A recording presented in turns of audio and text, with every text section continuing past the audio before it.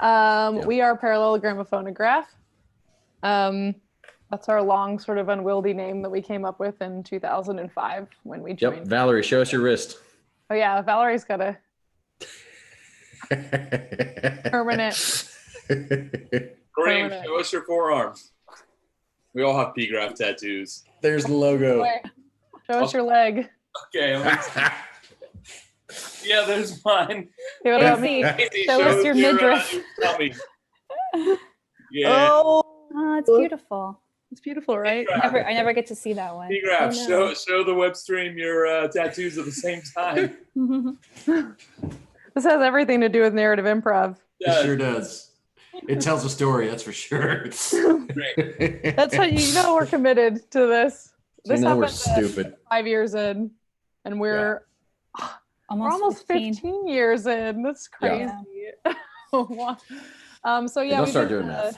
We've been doing improv in Austin together since 2005, and we've had a weekly show since 2006. First, we were at Cold Town Theater. Shout out Cold Town for 3.5 years. We love them. And then we've moved our weekly show over to the Hideout Theater in 2010. We did it Fridays for a long time. Thursdays at Cold Town, Fridays at the Hideout, and now we're back doing Thursdays at the Hideout, actually, which I guess we never did, so we're not really back. But when we aren't all practicing social distancing and quarantining, we perform We're doing the opposite. Thursdays at 8 p.m. in Austin. And our shows are often all immediately like broadcasted live to Twitch through the Hideout stream, but it's like of the stage and there's no interactive element. So with the way things are going, we've been doing some interactive stuff just to put that out there and keep live theater live. We believe in the power of it being live and of the feedback cycle. Hey from Chicago. Hey, nice. Great. More if people you're just joining us, let us know in the chat where you're watching from and your name if you want to. Part of me wants to like give them if like people are watching but they're not like subscribed to Twitch or on Twitch. Part of me wants to like give them my phone number to text me questions. But I don't know if that's irresponsible. Probably irresponsible. This will be archived forever. Yeah. Okay. That's true. We could set up yeah, a you'll Google get Voice. questions at 3 a.m. But today we're not just talking. It's not like we're talking necessarily just about live streaming improv. Though, if you have questions about how that's been for us, we've done 3 shows that way, and we're gonna do more. But this is also about improv, narrative improv in particular. Kareem showing off his PGraph cup that Lacey Alana made. Yeah. We got some Hideout students joining us, which is great. Is that Bill Stern? It's Bill Stern. It's probably Bill Stern. Has Stern. to be Bill Stern. Yeah. Oh, and Kinsey. Oh my gosh, so many great people. Yeah. But yeah, we're just gonna be taking questions and then answering them. Joy from Denver's here. Yay! Hi, Joy. Lovely. So let's get it started. Yeah, PGraph. Yeah. Yeah. Let's do it. Oh, and Colin from Denver. So cute. And Cariel from Austin. They're all saying. I mean, they're saying it for me, but also for each other. You know, it's its own thing over in the chat room. In addition to feeding us. Other world. So lovely. All right. So if you have a question about narrative improv or live streaming improv, since we're experts now. Yeah. But narrative improv is our focus today. Hit us up in the chat room, or else we'll just start rambling about our own thoughts. Yeah, we can do that. Also, we have a book for sale. We'll tell you more about it later. Yeah. Do it now. Yeah. And Will is here from York, Pennsylvania. All right, Jay Cross said, remind me of the 8 steps in a story. So you're talking about story spine. Story spine. Oh God, we have this memorized for sure. Kareem, you want to say a little piece? Valerie, you got a thing? Yeah. I I think I wrote this chapter in the book, so Do it. happy to talk about it. Yeah. Story spine is an exercise we picked up from Ken Adams' book, How to Improvise a Full-Length Play. And we've kind of adapted it and expanded it and transformed it for our own purposes. But the basics of it are once upon a time and every day until one day. And because of that, and because of that, and because of that, and 3 is kind of an arbitrary number, but until finally, and ever since that day. Yeah, that's it. Yeah, and kind of the idea of that is it's, once upon a time and every day sets up the normalcy, because in a story you have to know what the real world, what the normal everyday world is like, or the exciting things don't make sense and they don't have a lot of weight to them. There's not really any stakes to it. So if your story starts out in the middle of like a war-torn landscape, then that's your everyday of that world. If it starts with a high stakes heist, then these people are always doing high stakes heists. So you have to kind of think about, well, what is the normalcy of this world? And it's much easier to start with something a little slower pace than a war-torn landscape or a high stakes heist, and just get to know who the characters are, what their relationships are, what's important to them, what they want, what they wish for. And then that gives you a lot more to work with when you get to the until one day, which can also be known as the inciting incident. Maybe, there's other ways to kind of think about it in story theory, but it's basically what disrupts the normalcy of the world and kind of puts the story into motion. And then because of that are the actions that follow. And you'll notice that it's not just, and then this happened, and then this happened. It's because of that. The choices that ideally that the protagonist is making have consequences that lead to new situations and new choices that had to be made. All right. Yeah. You follow that until you kind of come to until finally, where you kind of hit the highest of the stakes. And then you get to, and ever since that day, which is the new normalcy. Yeah. We've got some other questions that have come up. Cool. Let's do an example before we move on. Yes. Okay. I didn't know. I don't cool. know if Jay was like, yeah, if you have more, Jay started asking more questions, but not about story spine. Right. Okay. But yeah, if you do have questions about story spine, we'll talk about those now, and then we'll move on. Yeah. So what order are we going in? Because I don't know if we all have the same Zoom view. It will go Kareem, Casey, Valerie, me. Okay. Okay. Once upon a time, there was a middle-aged man named Joe who loved fishing. And every day, Joe would go to work, come home, and then run to the nearest fishing hole to fish for the rest of his evening. Until one day, as Joe approached the fishing hole, all the fish were waiting there, poised at the edge of the dock and saying, "We have a beef to discuss with you." And because of that, they intimidated Joe into never fishing again and making him swear that he would never harm another fish in the world. After a protracted, really funny fight scene where the fish slapped him with their tails and he swore he wouldn't do it, but then eventually they pinned him down. Roy. And And because of that, Joe became bored and depressed and did not know why he was alive, didn't have his lust for life. Because it's on the third, Mm-hmm.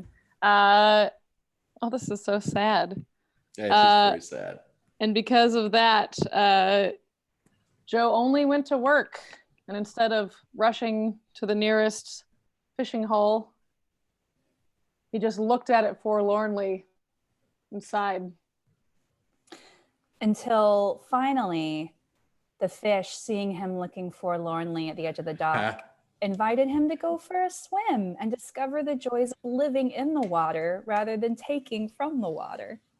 And ever since that day, Joe has led a community show that involves playtime with the fish and demonstrating the wonders of living in harmony with our environment.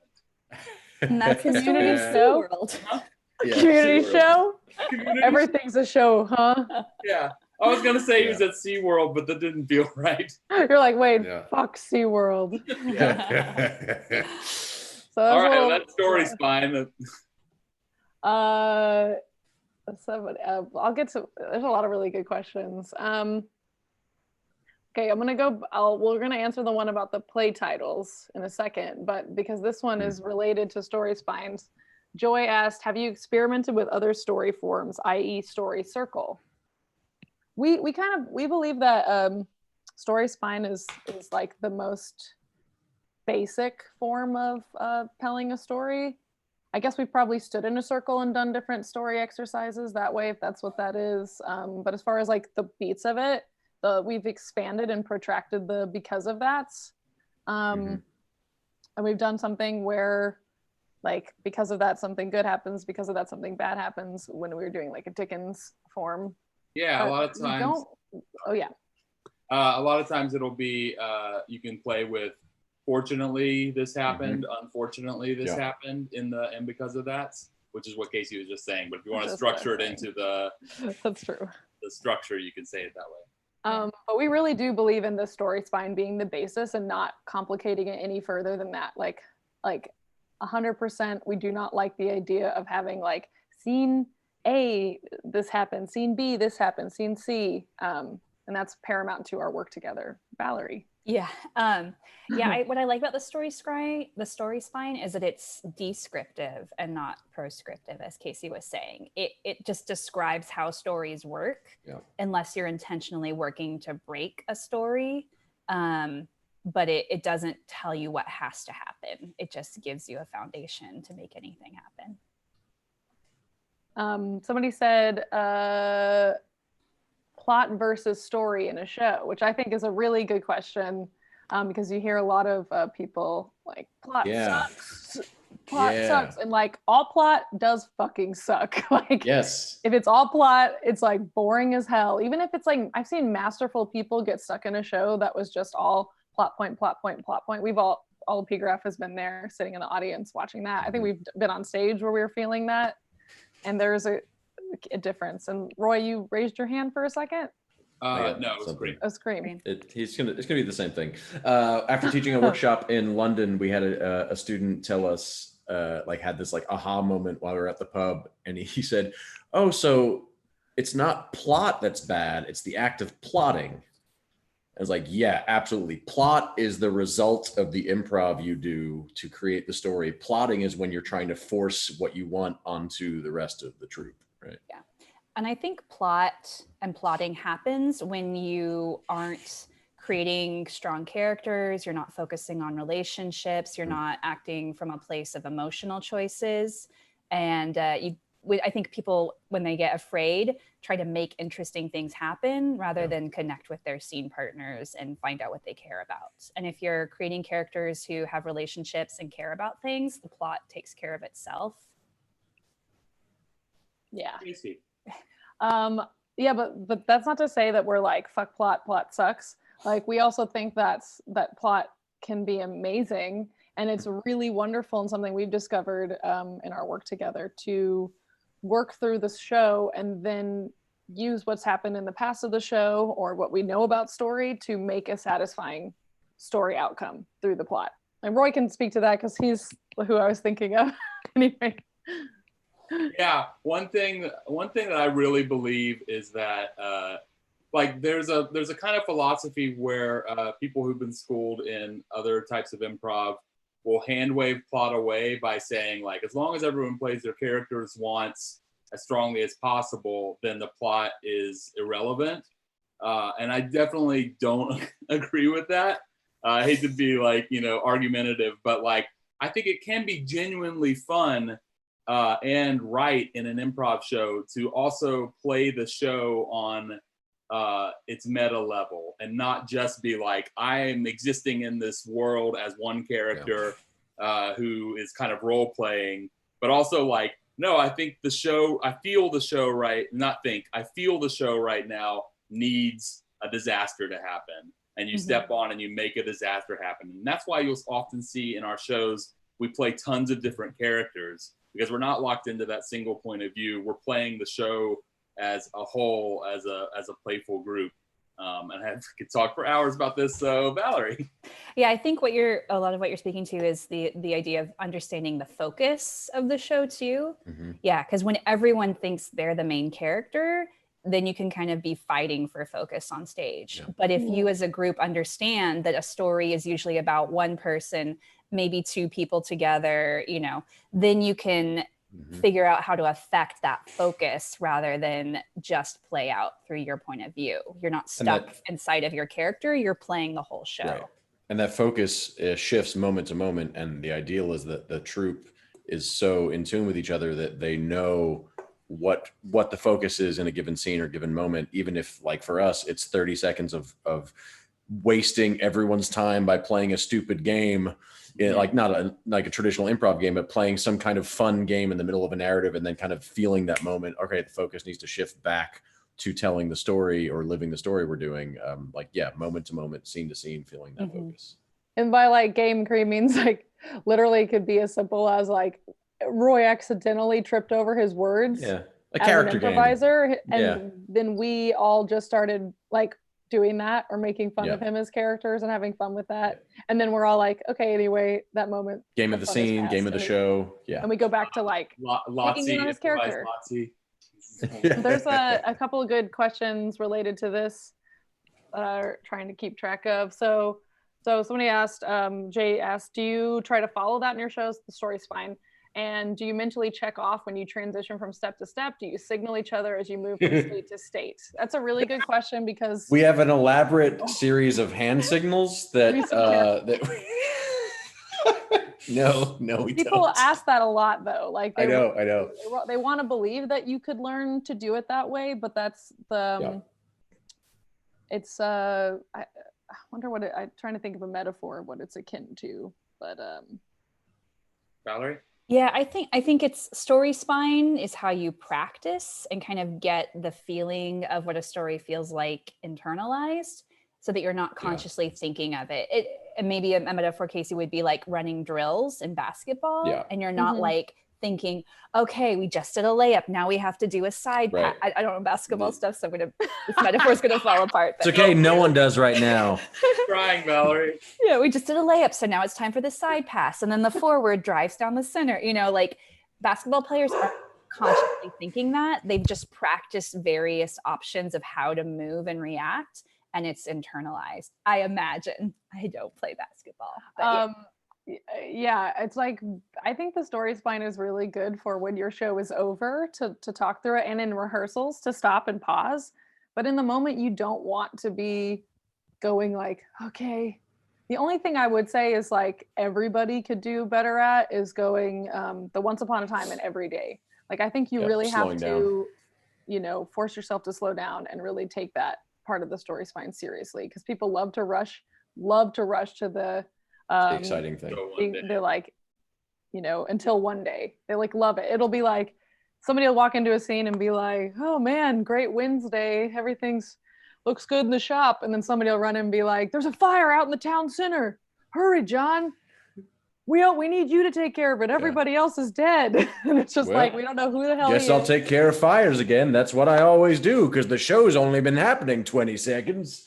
The more insidious version of that is whenever someone doesn't even want to make the thing significant, but everyone piles onto it. They'd be like, oh, Joe, that chicken sure is a little bit bigger than normal. And then like you cut 20 minutes into the end of the show and there's giant rampaging chickens. And you're just like, I was just trying to add some detail. And so people are like, man, narrative improv sure is stupid. Look at this shit. And it's like we didn't need to pile onto that detail, and nobody cares about it. And it's important to know like what would you care about when it comes to characters, and what do you not give a fuck about? Like, I think especially when you're learning improv towards the just doing like small isolated scenes or maybe a series of scenes where like the entire scene occupies 3 to 5 minutes and that's the entirety of that world you create. There's a lot of emphasis on having strong reactions, and those are really great tools.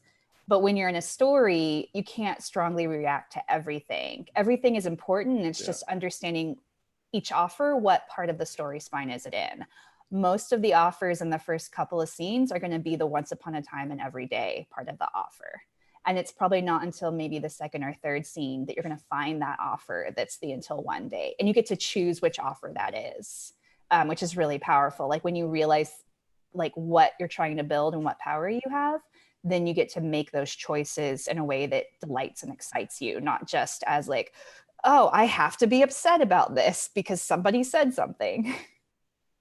Mm-hmm. Roy?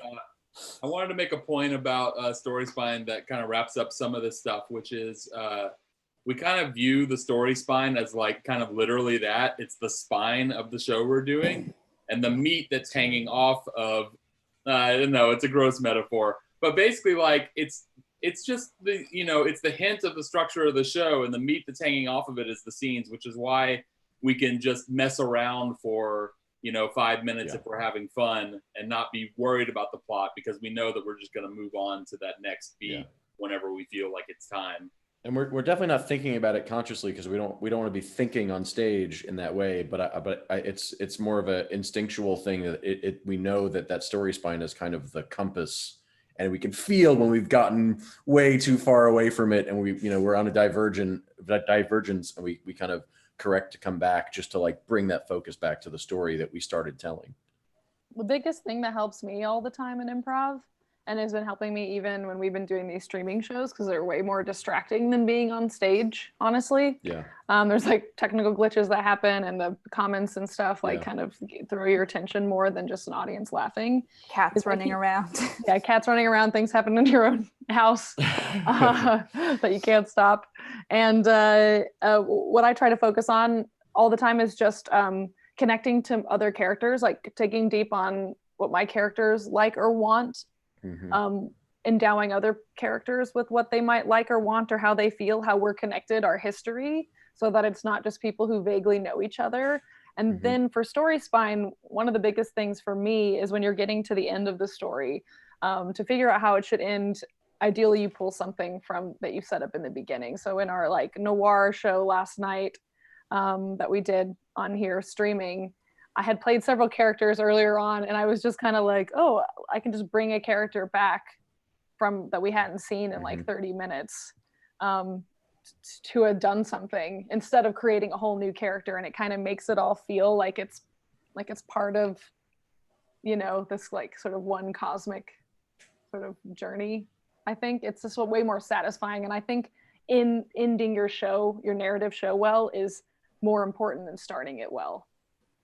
And it's hard because by the end, time is running out, and you have all of your pieces in play, and you can't add too many new ones at the very end, because it's just like, who the hell is this person? Why should we care about them? No one's even mentioned them. Someone asked just now that they love it in a long form performance when we bring up details that were mentioned like 20 minutes ago, perhaps in the Once Upon a Time bit. But do we have any tricks for tucking such details in our pockets to bring up later? I would say the only trick is that we keep things, it might not seem like it when you're watching the show, but we try to keep things as simple as we possibly can when we're doing the shows. That means that as we establish a really strong platform. And I think the more three-dimensional the world is, and the more three-dimensional the characters are, the easier it is to kind of remember those details. And if everything is purely surface level, it's gone from the audience's mind, and it's gone from your mind almost immediately.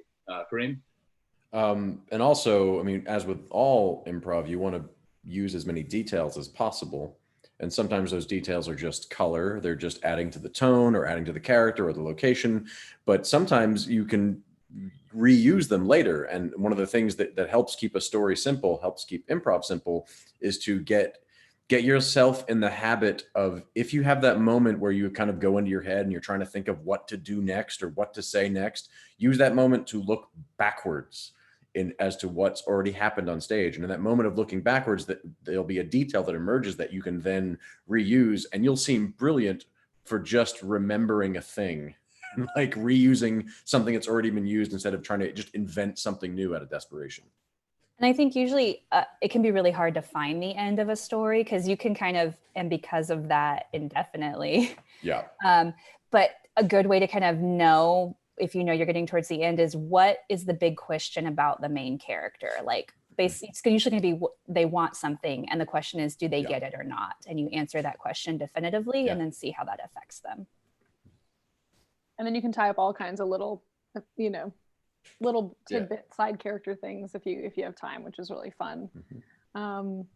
It helps for things to end usually in an agreeable way, but they can end disagreeably too. Just like if you're starting out, try to just have happy endings for a while that are satisfying, and then you can move on from there. Yeah, that definitely was an issue when we first started out. We jumped into doing narrative almost right away as a troupe, despite people advising us not to. And we had a lot of trouble with our endings in our shows. And to speak to what Valerie just said, it's because we thought we had to wrap up every tiny detail that we had brought up or problem that we had brought up. And what you realize is that it doesn't matter as long as you answer that one central kind of question. And the other details, if you get them, they're just pure bonus. Because, you know, life doesn't wrap up in a neat little bow all the time. Or you leave the audience walking out of the theater pondering some of those questions that weren't just left to the side, but can grow and now kind of be alive. The story's alive in their mind, even though you've finished telling most of it. And people brought up sort of like group mind. They're talking about, like, somebody said, I assumed y'all were telepathic. And then, yeah, pretty much. Yeah, we're mutants. So that was what did once say. Sue said that, and then Custodians of Justice said, I think with the group you're familiar with, you do get a sort of telepathy going. Tilapia. Tilapia. You get some tilapia going. We give each other fish regularly. You get it from Joe.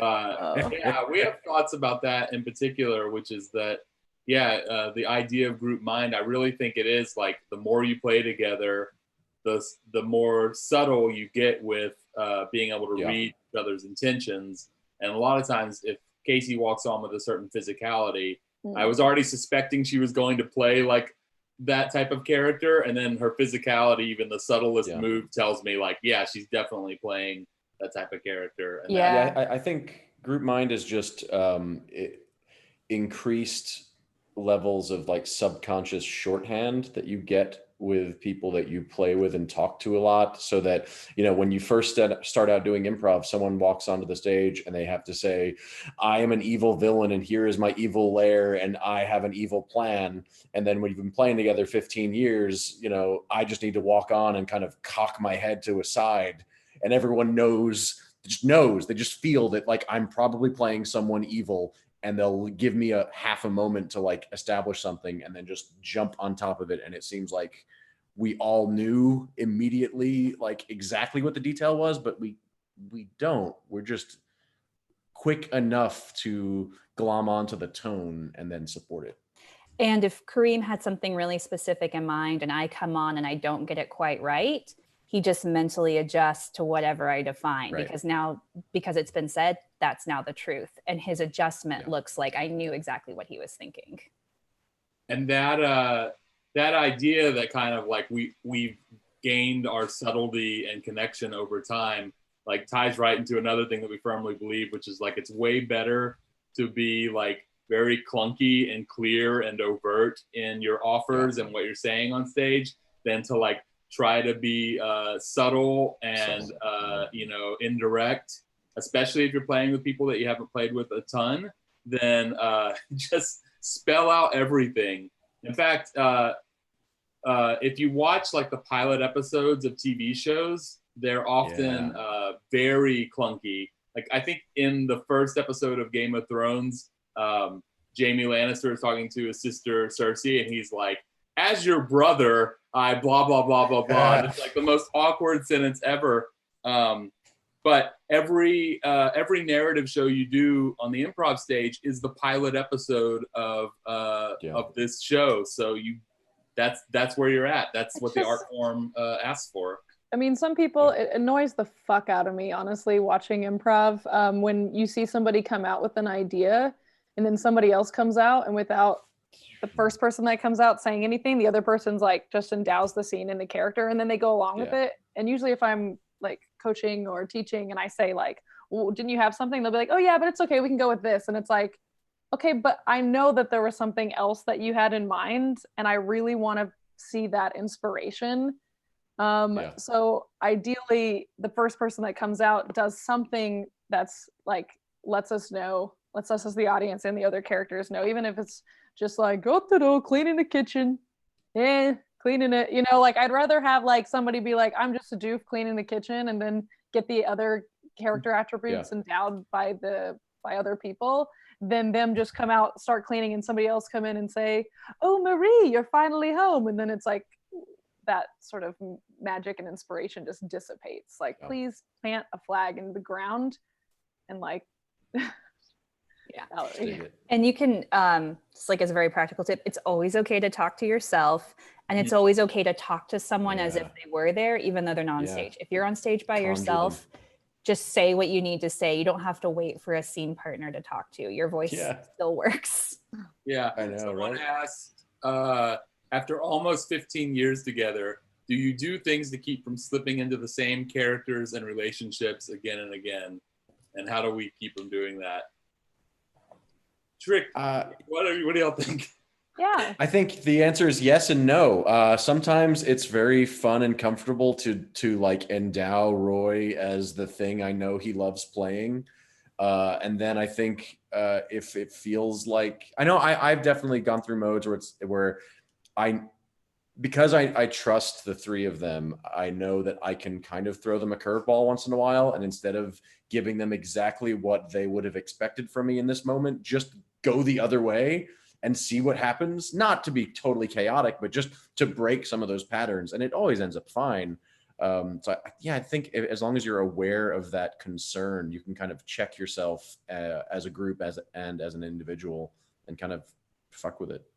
Yeah, and I think one thing we've done throughout our history to really push ourselves and not fall into the same types of roles and characters is developing really specific formats like French farce, villainy, screwball comedy, anything that we as a group aren't doing at all, or things that, individuals, like if one person always ends up playing the same type of character, let's do a format where we're all that type of character, or none of us are that type of character, to expand our range.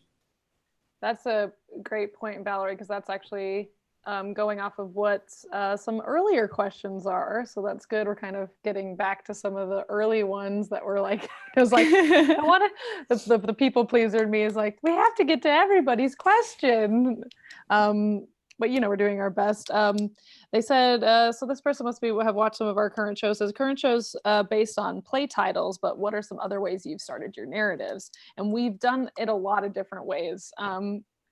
We've been doing the play title thing a few different ways, where we get a play title, and then we pitch a synopsis, and then we have the audience vote on their favorite, and we do that. So we've been doing that because it's really, really pushing us to do different things in the moment. But as far as other ways to start narratives, for a long time we did the tableau start, where we would all come on stage and strike a stage picture, and then use that to inform how the show started. And sometimes we would just take a few words from the audience and then strike a stage picture and see where it went, and try to start with a really strong endowment. Let's daisy chain this one. Let's just see how many we can remember. Valerie?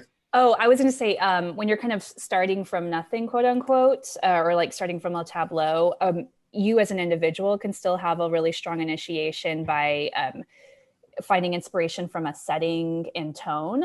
And that's an exercise we teach in our narrative intensive. But if you come on, like maybe you just have a word or two that are very vague, maybe you don't have anything, you just have a tableau and you see the other people. But if you can get an inspiration of like, oh, this feels insidious, or this feels frivolous, or whatever, and then maybe start to have an idea of what kind of a place you're in, that gives you a lot to start with, especially the tone part of it, because that, I think tone is so key for a show. And when you're starting out, if you set a tone early on and you're not just like, hey, we're talking to each other and we're people in 2020, whatever. But if you have a physicality, a tone of voice, a cadence, a tempo, and you can establish that in like your first line. That can bring everybody into a very rich world to discover in.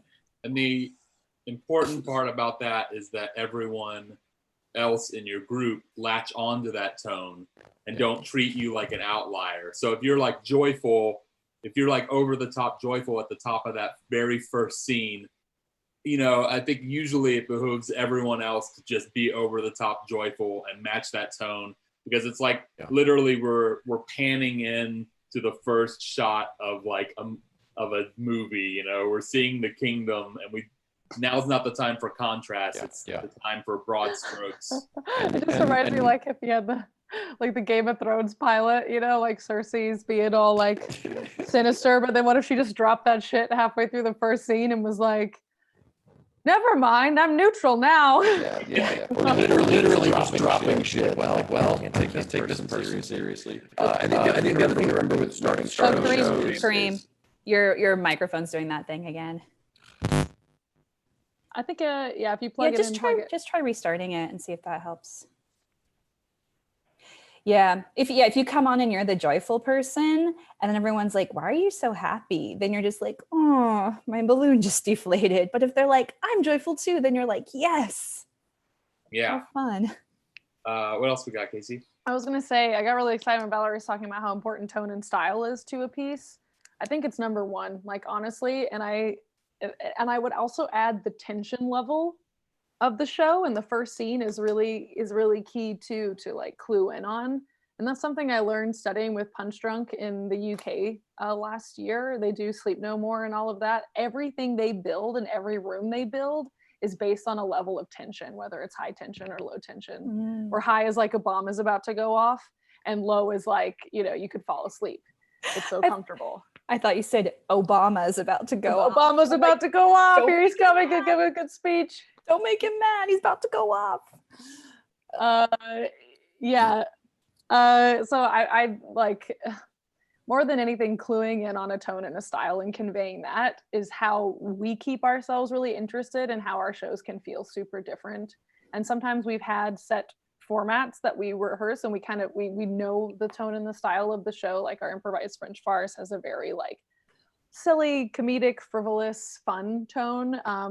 The show we did called Eris 2035, which was set in the near future in space, had a very sort of like lonely, bleak, desolate, little slight edge of humor vibe, so different.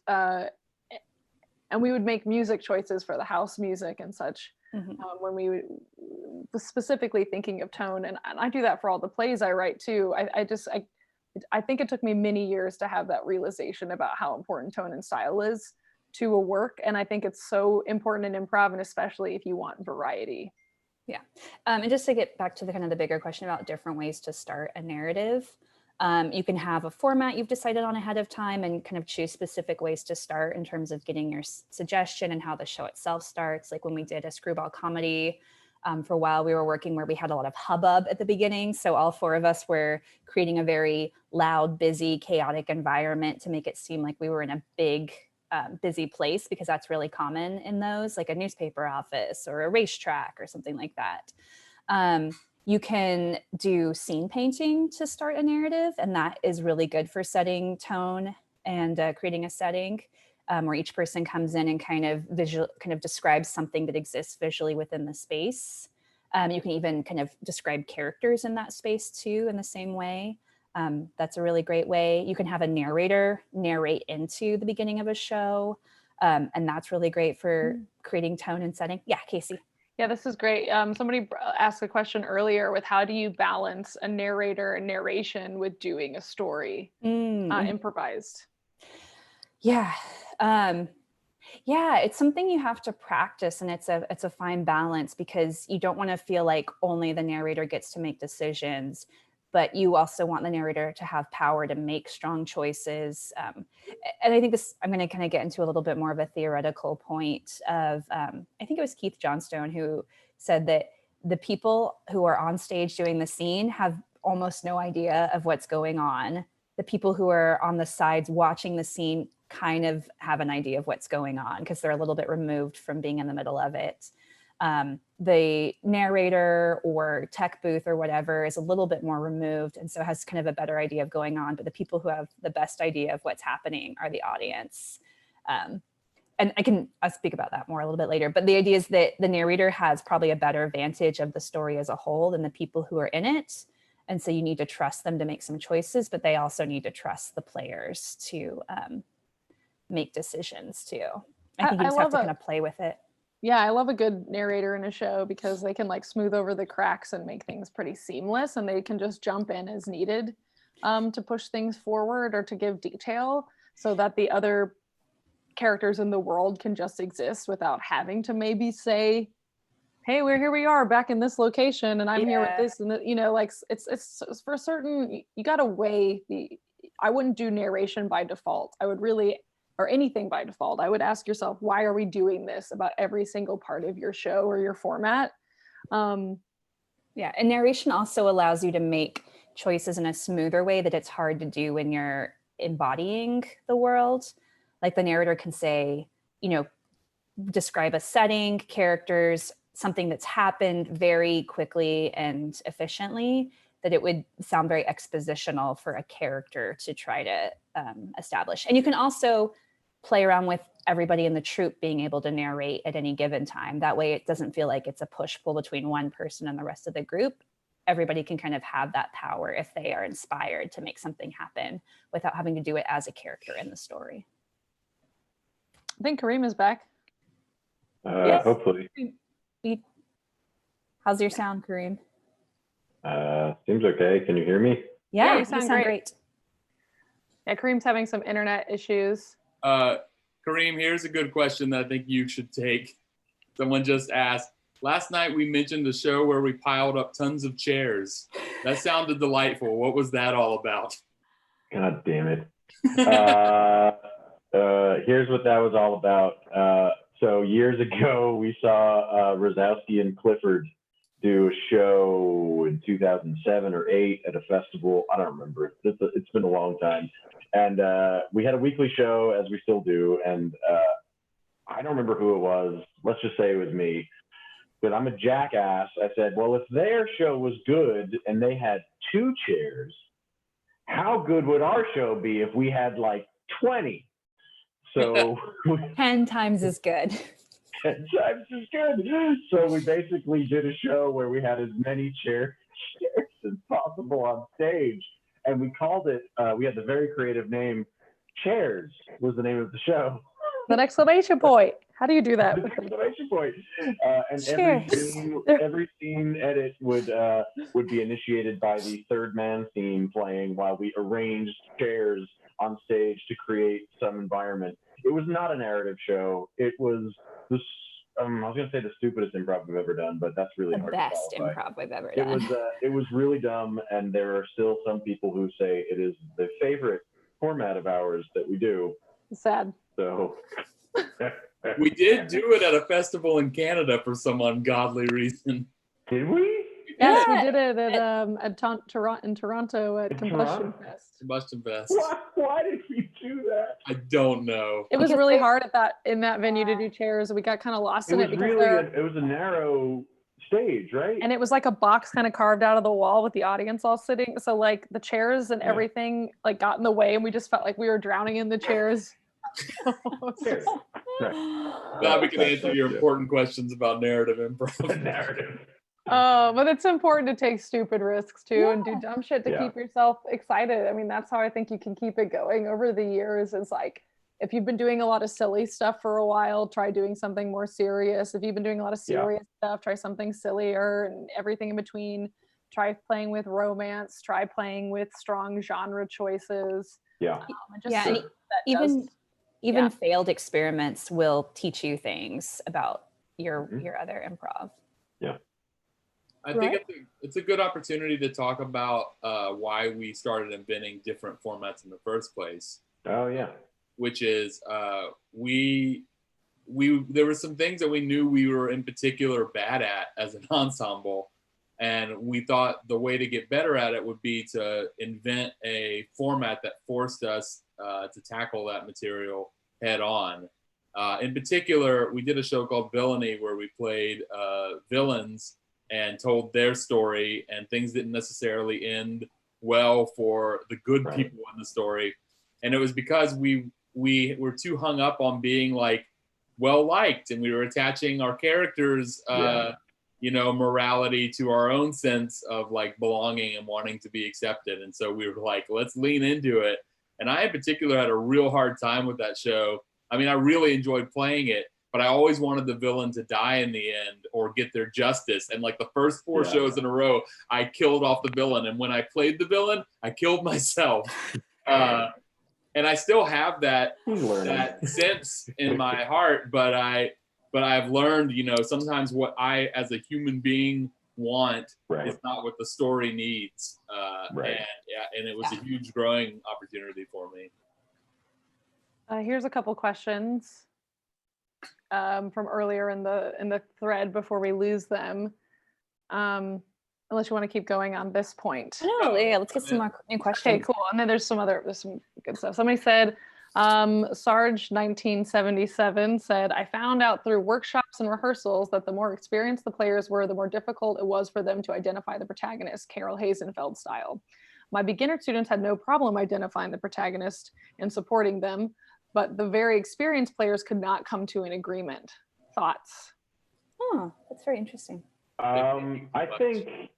I think this is a common thing, relatively common. I think this happens to us too, where we get so comfortable with each other that you start to get a little lazy on stage and don't put in the work that needs to happen early on in a particular show. And I think it's good, like if you're having that awareness of any skill, if you're having the awareness that you're slipping into old or bad habits, just having that awareness gives you a place to provide focus. And you say, okay, let's actually just run a rehearsal where let's pretend we're all first year narrative improv students, and we're just going to be as explicit as possible at finding and identifying the protagonist, just to do that like corrective, Yeah, I think because not a lot of narrative training or not a lot of improv training is geared towards narrative. And most of the type of improv that's performed is not about finding a protagonist. It's about finding a game, having 2-person scenes or having group scenes or creating a montage, that we start to train our brain in another direction. Whereas beginner improvisers who haven't learned any improv, most of what they consume in terms of performance is very protagonist focused in movies or TV or books or video games. And so their brains are kind of already attuned to that. And then the longer you train your brain in a different direction, the harder it is to refocus it. Yeah, and I think also it's just, I think you have to remind yourself to be obvious, especially as you gain experience and you go on along, you want to read more into stuff. But like the beginner improvisers could look at the opening scene and be like, yeah, the person who is real sad is the main character. And the people who have more experience are like, I don't know, maybe it's not. And it's just like, we're writing this on the fly, so just be obvious. Valerie? I mean, it could be anybody. You just have to like choose at some point, and that usually the protagonist is the person that we see the most on stage, or we follow to the second or third scene. It could, I mean, like when you get really, I mean, ideally everybody feels so rich in the beginning that it could go anywhere, depending on the type of story. I mean, sometimes it's somebody's they're at a diner and and somebody sets their food down on the table and walks away. I don't know that we have to like follow that person who served them food if it was clearly a support thing. Jay asked who was the protagonist last night. Oh, Harriet. It was Harriet. Yeah. Basically, it was going to be Kareem, but his microphone exploded, and Harriet was playing the detective's assistant, and so we followed Harriet. Valerie, what were you going to say? I was looking at the question of why it might be harder to find a protagonist with more experienced players. Part of it might be some sort of ego, or if you're used to playing as an ensemble where everyone has equal weight, it can be harder to like want to give that up. But in fact, it's actually usually more fun to not be the protagonist because you can play more interesting characters, and you don't have as much of the weight, it feels like, of the show on your shoulders. You have a little more freedom. And then it may also be like, I know for me, for a while, I was like very interested in telling non-traditional stories and wanting to be like, well, what if the mean old man is the protagonist? And those are, of course, very interesting stories to pursue. But if people are fighting too hard for like an idea that they think is interesting, rather than kind of deciding as a group to just pick one thing and just trusting that whatever you pick will be interesting, that might also be getting in the way. What else we got, Casey? Yeah, we got some good ones still from earlier up. Joy asked, how do we create new formats and what's our PGraph rehearsal process like? What's it like in the rehearsal room for us, which is interesting. We don't rehearse anymore now. It's like, Sorry. it was very important early on. For like the for a long time, though. 10 years, we rehearsed weekly in addition to doing our weekly show. So we were getting together twice a week, doing like show runs in rehearsal, and then doing a show.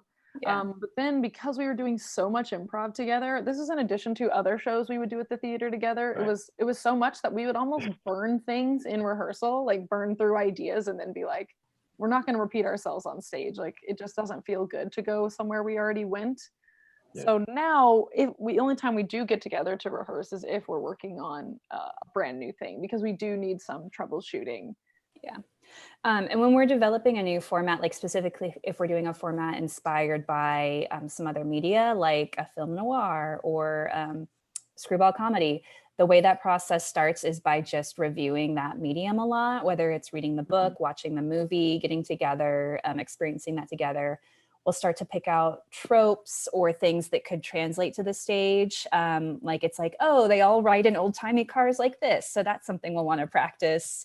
Or, the specific type of dialogue is very unique to that format. So let's practice speaking in that style. Kind of pick out things that feel like they really represent the gist of what we want to pull from that, and then workshop those specific skills. And if it's something that's a little more abstract, did you want to cut in, Casey, or?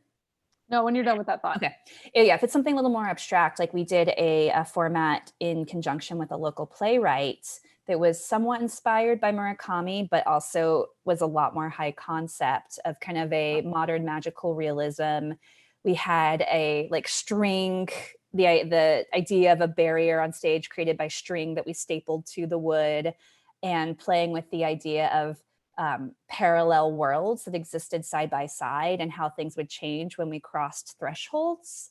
This is very high concept. And so we had to do a lot of kind of workshopping, and that ended up being more like kind of a traditional way you would workshop a devised play or something like that, where you have a lot of ideas, you try things out, and you just go through a lot of different things until you find the things that consistently work and give you the results you're looking for.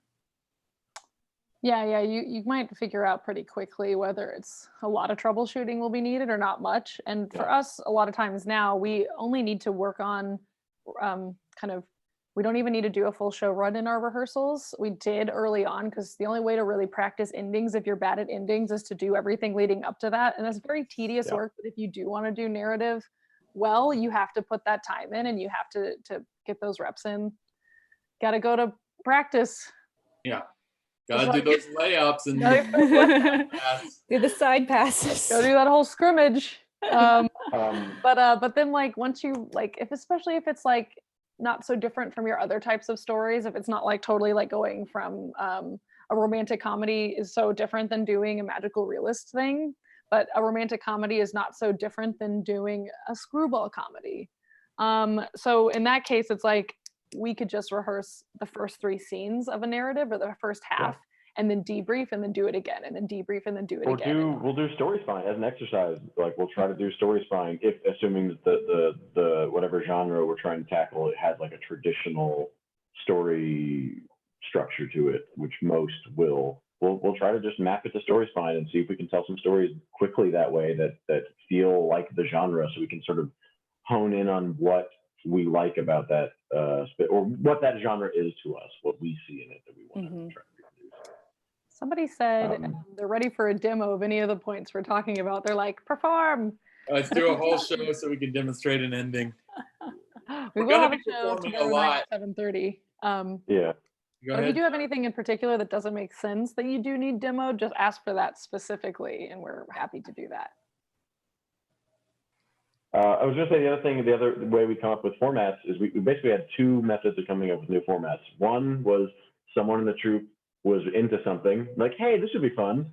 And the other method is we're really crap at this one particular type of story or tone or something, and let's develop a story, or let's develop a show that forces us to tackle that thing in a very concentrated way. Or some combination of the two. I think Yeah, screwball comedies, we realized we didn't have a lot of romantic storylines in our show. And I was like, I guess it's like I love screwball comedies, so. Yeah, you don't want to do something that you all hate the idea of. Right. You have to find, I mean, otherwise then great. It's good that you're bad at it, because it turns out you never want to do it. So. Yeah. I don't know how quite this ties into the questions that were asked, but one thing that I keep thinking of as we answer these questions is, you know how sometimes when you're just doing like a montage or a series of unrelated scenes that you'll be like, I think we need to make this pure improv. So I'm going to come on stage with absolutely nothing and then engage with my scene partner and we'll build that scene from scratch. Yeah. I think that could be a noble thing and an interesting thing in a lot of different shows, but it actually doesn't serve a narrative at all. And in narrative, we're like, follow your feet, follow your inspiration. And once we've kind of got the show off and running, we kind of want to chase inspiration from moment to moment. So rather than thinking what's the next thing that should happen or coming on stage with absolutely nothing, you kind of trust your body on the sidelines and you're like, oh, I feel that I feel like if this is going to happen, then this other thing is going to happen. And that's total Karen Hazenfeld from Acting on Impulse. She talks about following your feet a lot. So yeah, you follow your feet and then you be obvious. Like, so if you don't know what to do, but you're like, I got to get out there. It's like, well, who would be there right now? You know, right. Even if it's like, oh, my character from earlier, I was playing the protagonist's grandmother. We're back there again. You know, what is because, you know, he had a full day of school or whatever. So we're back at grandma's house or whatever it is. I think you just be obvious. You don't need to be clever. Don't try and be funny. For the love of God, don't worry about being funny. Just worry about having fun. Don't worry about it, but you know, worry a lot. Worry a lot about it. But I really think just like take out the pressure as much as you can to be funny. But if you're having fun and letting yourself be obvious with your own weird brain, because you're all and let us see that. That's really fun. And making making the thoughts you as an improviser have turn into character thoughts is a really helpful way of getting out of your head, and also being obvious and feeling like you're not having to create something. Like, for example, if, you know, like Casey said, if you're playing a protagonist and you keep going to grandma's house and you have this thought while walking on stage, like, crap, why do I keep coming to grandma's house? Like, literally say that out loud in character, and the rest of your brilliant troupe will make it make sense, and suddenly it'll be this rich character thing that just came to mind because you were worried as an improviser. Yeah, whatever seems obvious or maybe even cliche to you will probably feel it'll either be delightful and unexpected, or it'll be very satisfying because it's so obvious. They're like, yes, that's exactly what I wanted to happen. Or they'll be like, oh my God, that's so awesome. We've just crossed the 1 hour threshold. Just letting you know, PGraph. Are there some other questions, topics we haven't really touched on yet? Yes, there's a couple. And if I have two more that I wrote down from earlier. And so if I missed another one, wrap up in 15 minutes, I think, right? Yeah. Cool. We'll do more of these. I don't know. I'm having a good time. I do this a lot. Roy and I have another meeting to run the theater at 4:30. Jeez. Yep. Valerie and I'll stay on. Yeah. We'll sleep when we're dead. So JR asked, how do we play with tension once it's established? And saying that that's tricky. Yeah, I think that tension can easily just leave a scene like how you've established it. Like you come on and it's like this, you know, if it's like a gloomy graveyard, and then suddenly, you know, a few sentences in, if you wanted to start it with that tone, and you don't have music helping you, because music actually helps a lot with like maintaining tension. If you don't have music, it's more of like the tone of how the characters are treating the tension, whether it's like something is about to happen, or we're everyone's a little bit downtrodden, or even like a happy sort of a happy level of tension where everything's fine. You basically have to all the characters have to echo that tension. Even if a character is not as worried as other characters, they still have to be affected by the tension and acknowledge it. I wonder if we could like demo that. That's actually really tricky to even verbalize. I think holding it in your body is a big part of holding tension too, because no matter what words you're saying or how you're moving, if you're just kind of relaxed and not physically tense, the tension's not going to read. Yeah, and trusting that it's maybe not enjoyable is not the right word, but trusting that it's engaging, that the audience is with you, even if, because tension often requires a moments of silence, or the moments of silence that happen feel so much longer when you're building tension that you might feel this instinct or need to pop the tension, because you are acknowledging it and feeling it as an improviser in the moment. And I think just trusting that is something that's engaging and that is entertaining to an audience goes a long way to letting you just sort of sit in it and maintain it. Yeah, realizing that you're in control of the tension's not in control of you, and you can kind of play with leaning into it, taking a little step back, and then kind of. Let's demo that. Yeah. Somebody asked for a demo of what it's like holding tension. So let's do both a low stakes and a high stakes situation with tension. Yeah, so let's start out with the high stakes level of tension. Anybody have an idea for that? We've all just, we were on a road trip and we hit a hitchhiker with our car. I think we're figuring out what to do with the dead body. Okay, great.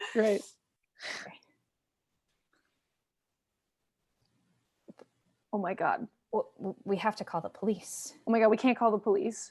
But we have to. We can't call the police. We have to. I mean, you can't call the police. That's what you do when something like this happens. You call the police. It was a mistake. Okay. I'm not shouting. I'm barely whispering. I'm talking to Roger. Look, if we get caught, what do you mean? This guy is probably dead. We have to call the police. Yeah. Somebody go check. Can you did that Red Cross summer program, right? When you were a lifeguard?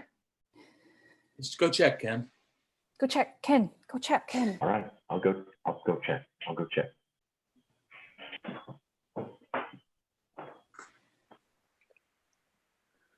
We're so fucked. Shut up, Roger. Fucked.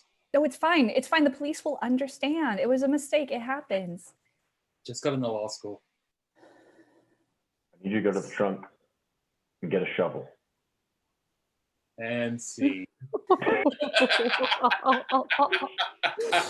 yeah, you're totally right. Like the laugh. funniest thing that happens in that scene will get a huge laugh from the audience. And it's hard for us to break the tension by saying something. Obviously, you saw me smiling. I had to cover my mouth at some point. I'm the worst at not breaking. If you have trouble with conflict in your real life, that will also give you trouble on stage. Let's show some really light. It's so much easier, but really light tension where you don't let maybe something where something difficult or hard comes in, but it doesn't break the light tension. That is the hardest thing. So let's demo that. Okay. So yeah, like it reminds me of our cheerful funeral parlor. Oh yeah. Sort of setup, but there could be something else besides that. To do that. Yeah. You just got into law school. Yeah. Cheerful funeral parlor? Do you want to do that one? Yeah. Okay. Yeah. Sure. Well, we just got a fresh load of corpses in. Ooh. Oh.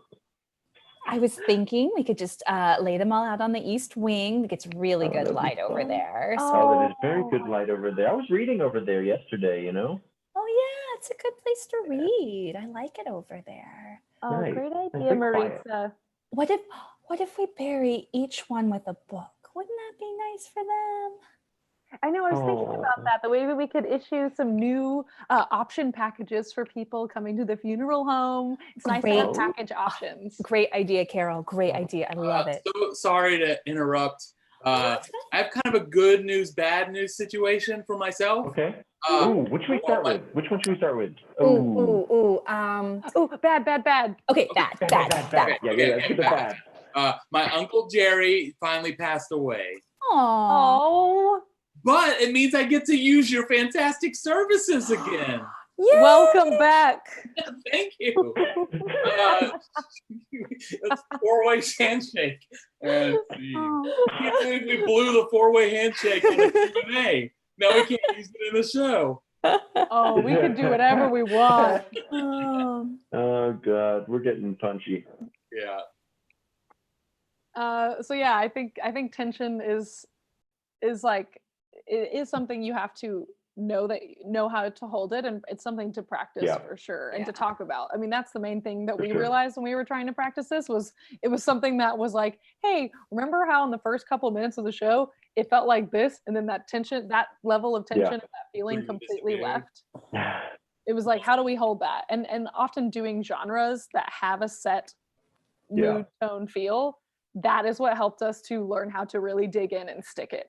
Because we had to, because it was the genre, and the genre was a promise to the audience. And now we can play with that with any genre even, and like mix it.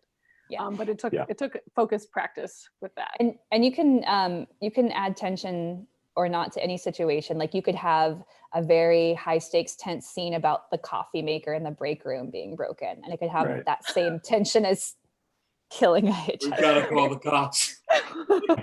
Get the shovel. Oh, that's fun. It's another fun tool to play with, and a fun theatrical thing to play with. And obviously there's a lot of comedy in playing with tension. Somebody asked, are you aware of the clock and how much time is left? Oh, good question. Are you telling us that we should shut up right now and leave? They said that way earlier. Are you aware? Vaguely. I check in because we have visible clocks in the Hideout. I will kind of glance up at it once in a while. But I think there was a period of time where we were very good at doing shows between like 40 and 47 minutes long. Like we had this like, that was the rhythm of the troupe. And now we're really good at doing shows between 65 and 75 minutes long. So we are no longer aware of the clock, much to the chagrin of any show that happens after us. Well, yeah. So I usually look at the clock. I like to have a clock on hand. Like I like the Apple Watch a lot because, or any kind of watch, but the Apple Watch, you can put this setting on it where when you're in the show, there's like a theater setting. I think it's supposed to be used like in the theater if you're in the audience, but it works on it's not an improviser setting. But like basically it makes it to where the watch face, it doesn't light up. Right now mine's lighting up because it's not on that setting. But it's black until you like touch it and see the time. So when I'm on the wings, I can touch it. Especially if I'm not wearing my glasses and I can't see the clock in the back of the room. But usually I check the time maybe 3 times a show. And it's usually as we go on, like through the midpoint, at some point I'll look up just to be like, are we at the midpoint, or did we like do a really long beginning? Once Upon a Time in Every Day. Sometimes we'll do like a 30-minute long Once Upon a Time in Every Day. Great. Which is super fun.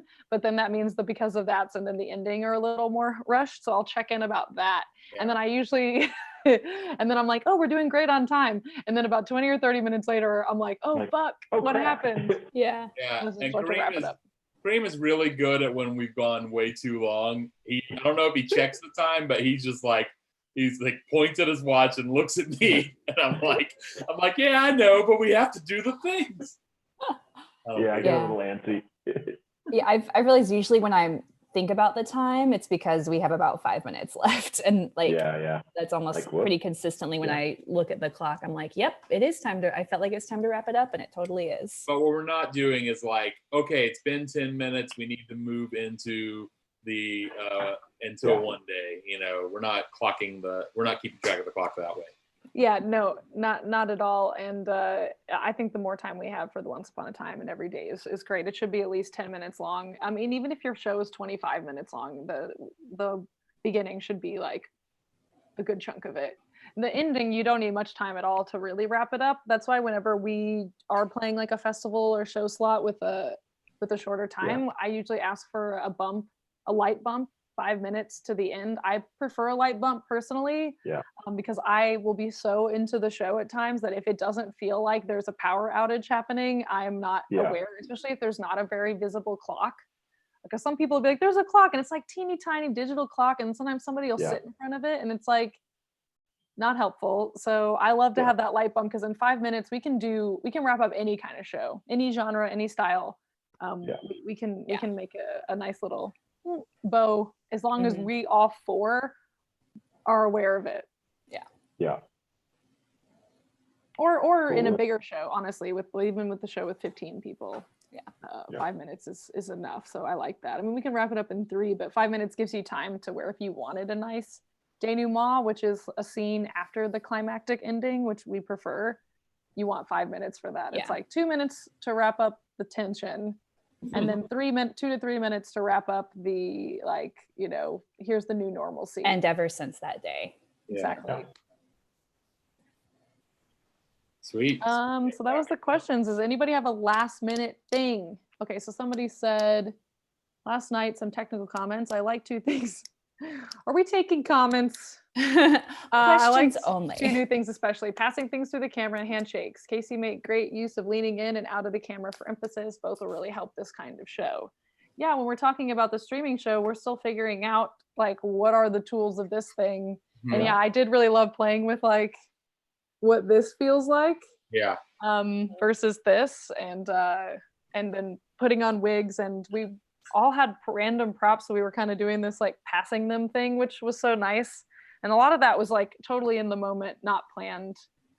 And the way we were doing the 2 or 3 person scenes is just we're using Zoom conference, and there's a stop video button and a mute button. And Roy set it up to when we hit the stop video button, our little square we're in disappears, but we can still hear what's happening and we can still see what's happening. Whoever's streaming the conference has to set their setting to hide non-video participants, and then that once you do that, then their square will go away when they hide their camera.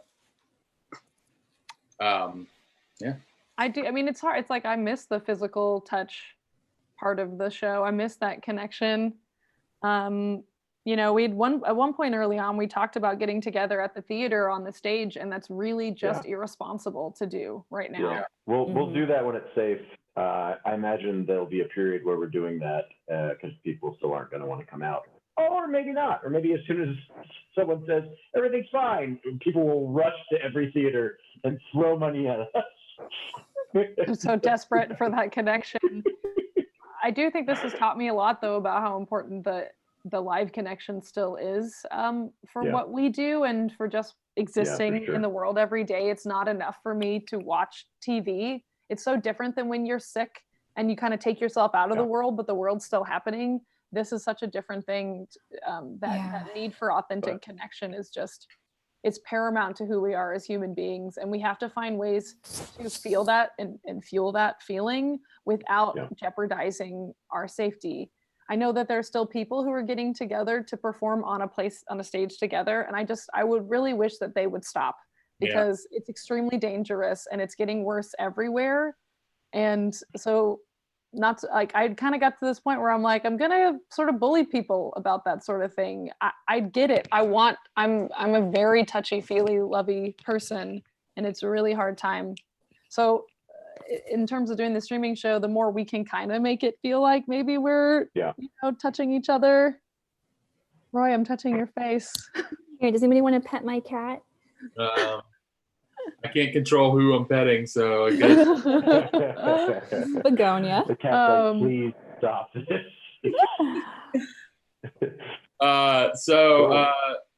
One thing someone asked, and this is just a logistical thing, is, are there good ways to give tips to the performers and donations real time? So I've been posting in the chat a link to our virtual show But I realize some people are probably watching this and they don't see the chat for whatever reason, or they're just watching the stream.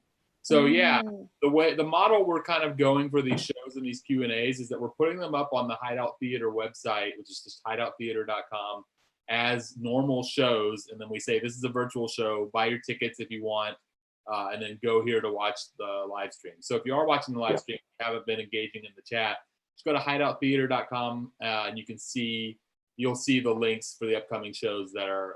But if you pay for any of the streaming shows, it's all just going to go to the Hideout. Yeah, goes in the same bucket. It's not. We don't have a way of like, if you pay for this show, you can only access it at 7:30. It's like, no, it's really just a way of having that list on the site as a convenience. Yeah, and we're charging $5, but if you want to donate more, just buy multiple tickets. We have no stage limit size, so I think there's 1,000 tickets available to every show. So also, and yeah, you can donate on Twitch as well. If you subscribe to the channel, that gives the Hideout money every month. And there's also a function to donate in real time too that Kay Brown just brought up. I wish I knew more about Twitch. I'm going to look into it. Yeah, we'll figure it out. But yeah, we have made some money off of Twitch in particular. People subscribe. Someone just subscribed, Nerd with Us. And then I know him. I know him. I know him. He gives us $1 every time you cheer us or something like that. But yeah, so if you go to PGraph.com, we have a book for sale. It's called Do It Now. It covers. Should be available as a Kindle book by the end of the day. I'm working on it. Yeah. Among the other things I'm working on, I'm digitizing our book. So you can buy a physical copy of the book if you're like wanting a little retail therapy. Or by the end of the day, you can buy a e-reader version. Yep. We do not have it on Audible. It's an interesting idea. Oh, we could probably narrate it. I wonder what it takes to get a book on Audible. We could figure that out. We have microphones and nothing but time. I think that's it for today, y'all. Oh, someone said, okay, maybe I should. Okay, there was like, somebody said, in the virtual show, is it discouraging to not hear laughter? It's not discouraging. It's different. I mean, I think we have to focus on amusing each other and allow ourselves the freedom of breaking not giving ourselves grief for breaking, so that the other people get a little feedback. You know, it's just different. It's definitely harder to gauge how a show is going. I mean, yeah. Can we set up something so that Twitch reactions sponsor a laugh track? Yeah, it's definitely strange. And also, one thing I should mention, we should mention about ourselves is we travel a lot. Not right now, obviously, but once that is a thing again, we love traveling to festivals and improv theaters to teach and perform. So you can contact us through our website and find out how to get our faces where your faces are in the same place when that's a thing that happens again. Yes. And also about the laughter thing, I can see the chat stream. I think Roy can as well. And when people put like ha ha ha or like the little emoji reactions, it's actually really nice. It's really weird because there's like, I'm trying to get suggestions, but then when people are like commenting on like something we did that they think is dumb, that I'm not normally aware of. So it's funny, like last night somebody was like, no, Casey. And I was like, nobody can tell me no. And then they said, oh, I've just been called out in real time. It's like, that's how that works. Like, you heckle, we heckle you. Louder. We could also have a moderator. We've talked about that. Especially for these Q&As, having someone just sit on the chat stream and then that's a good idea. Jump in with that. Mm-hmm. We'll be playing with that. It's just right now it's a weird thing. It's a tricky thing. It's not like a totally well-oiled machine or anything like that. We're just really playing it day by day as we all have our different things going on and our different internet issues and stuff. But I really appreciate the suggestions. And everybody tuning in has been so awesome. Yeah. How many people are watching this? Well, we've had like 45 for most of the chat, and now obviously it's down to 40. But All right, that's it for today, y'all. Oh, and they might want another Q&A in the future. We should definitely do more. Yeah, we'll do more. When's our next show, Casey? It is tomorrow, Thursday at 7:30 CDT. p.m. CDT. We've been saying CST. CST, but it's not standard. It's daylight savings time, so CDT. Oh yeah, you know. and also our buddy Cariol has a podcast called Custodians of Justice, and he's turning it into a live stream show tonight at 8 p.m. With CDT. CDT, and this channel will be auto-hosting his broadcast of that as well. So you could probably tune into Twitch TV/Hideout Theater and watch it. At 8 p.m. tonight, and then us tomorrow at 7:30, and then on Saturday we're going to do a show at 3 p.m. and a show at 7:30 p.m. So if you really like the 3 p.m. time, for us, right now, but you know, an hour and a half earlier ish is when it would start. Especially if you are overseas, we put that time there so we can reach a broader audience. Or if you're just the kind of person who's like, I want something a little fun and different in the middle of the day, that option is there too. So All right. yeah, That's it for now, y'all. You'll see that. Yeah. Thank you guys.